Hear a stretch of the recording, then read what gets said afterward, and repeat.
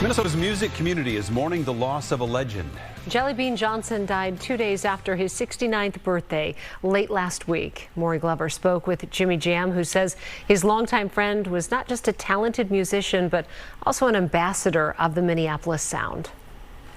You know, music is my whole being. You know, if I couldn't do music, I probably wouldn't exist. Even though he was most well known as a drummer, Jellybean Johnson also knew his way around a guitar.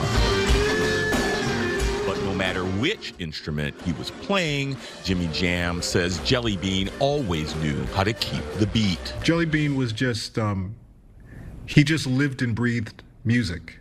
He was very much like, very much like Prince. Gary Jellybean Johnson grew up in Chicago and moved to Minneapolis with his mom when he was 13 for a better life.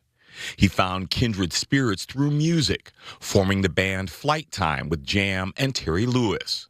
And when their friend Prince put them together with Morris Day and The Time, Johnson played the drums. He just laid down such a solid foundation for all the grooves to grow from.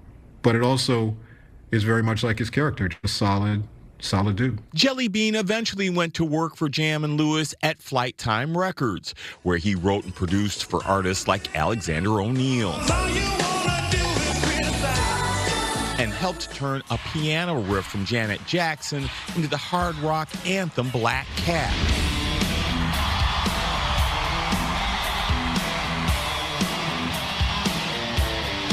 Which became one of the superstar's signature songs. It's obviously a very historic song, one of her biggest hits, a #1 record, one of the 7 top 5s from the Rhythm Nation album. So yeah, Bean was a major contributor to that. In recent years, Johnson was working to establish the Minneapolis Sound Museum to shine a permanent spotlight on all the artists who contributed to the music along with Prince.